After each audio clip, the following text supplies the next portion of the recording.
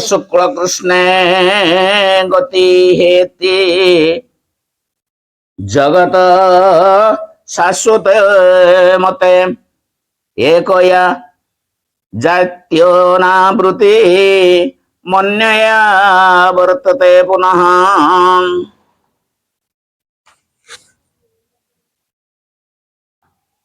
कारण जगतरे शुक्ल और कृष्ण यही दुई मार्ग को अर्थात देवजान और पितृजान मार्ग को सनातन बोली ग्रहण करा जाए। ये दुईटी मध्यरु प्रथमटी धरी गमन कले आउ प्रत्यावर्तन करने को पड़े नाही। परम गति मिले एवं अन्यटी धरी गमन कले पुणी फेरी आसवा को अर्थात जन्म मृत्यु प्राप्त हुए।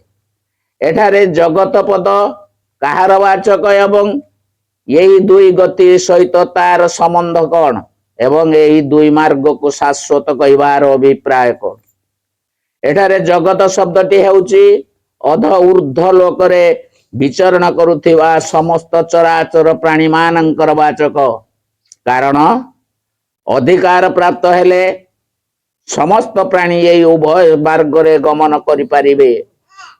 84 लक्ष जनिरे भ्रमण करुथिबा प्रत्यक्ष जीव को केबे ना केबे भगवान दया करी मनुष्य शरीर दियंती एवं निजर तथा देवता मानंकर लोकन को जीवार सुजोग प्रदान करंती। सेही समय रे जीव जदि जीवनर सत उपयोग करे तेबे यही दुई मार्ग मध्यरु कौनसी गोटी को धरी प्रकार अंतरे प्रत्येक प्राणी सहित यही उभय मार्गर संबंध रही। यही दुई मार्ग चिरकाल सबु प्राणी पाई उद्दिष्ट एवं सबुदिन पाई रहिबो। अतएव ये दुईटी को शाश्वत कहा जाए। यद्यपि महाप्रलय रे समस्त लोक भगवान लीन हेबा बेले यही दुई मार्ग ओ यही दुईटीर देवता माने मध्य लीन हो जाती। तथापि जेतेबेले पुनर्बार सृष्टि हुए सेतेबेले एमानंकर पुनः पूर्व परी निर्माण करा जाए। एणु यहाँ को शाश्वत कहवारे कौनसी आपत्ति नहीं।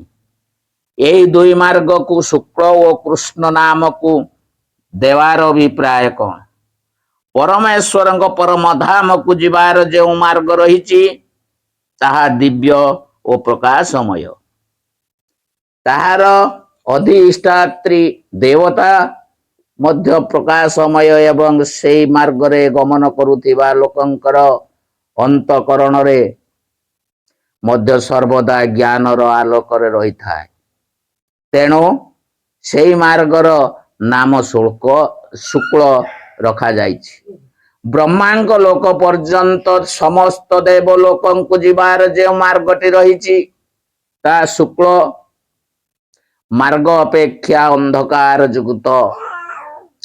तार अधिष्ठात्री देवता मध्य अंधकार स्वरूप तथा सेई मार्ग रे गमन करुथिबा लोके मध्य अज्ञान रे मोहित होई रही थांती। तेणु सेई मार्गर नाम कृष्ण रखा जाइछि। अनावृत्ति शब्द कहार वाचक एवं एठारे ताहा प्रयोग करिवार अभिप्राय कौन।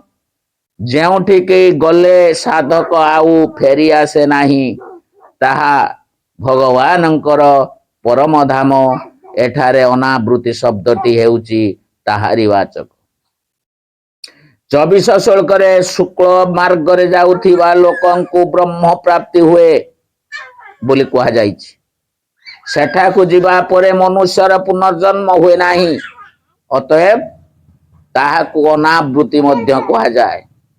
यही कथाटी स्पष्ट करिबा निमंते एठारे पुनर्बार अनावृत्ति शब्द प्रयोग करा जाइछि। पुनः आवर्तते कहवार भाव कौन। यह कही भगवान कृष्ण मार्ग द्वारा प्राप्त हेउतिबा समस्त लोकं को पुनरावृत्तिशील बोली कहे सूचाइछन्ति। भाव यही जे कृष्ण मार्ग रे जाउथिबा मनुष्य ଯେଉଁ ଯେଉଁ ଲୋକ ପ୍ରାପ୍ତ ହୁଏ ସେହି ସମସ୍ତ ଲୋକ ବିନାଶଶୀଳ। ତେଣୁ ସେଇ ମାର୍ଗରେ ଯାଉଥିବା ମନୁଷ୍ୟଙ୍କୁ ମୃତ୍ୟୁ ଲୋକଙ୍କୁ ଫେରିଆସିବାକୁ ପଡ଼େ। ବର୍ତ୍ତମାନ ସେଇ ଦୁଇ ମାର୍ଗକୁ ଜାଣୁଥିବା ଲୋକ ଯୋଗୀଙ୍କର ପ୍ରଶଂସା କରି ଭଗବାନ ଅର୍ଜୁନଙ୍କୁ ଯୋଗୀ ହେବାକୁ କହୁଛନ୍ତି। ଓಂ ନମୋ ଭଗବତେ ବାସୁଦେବାୟ।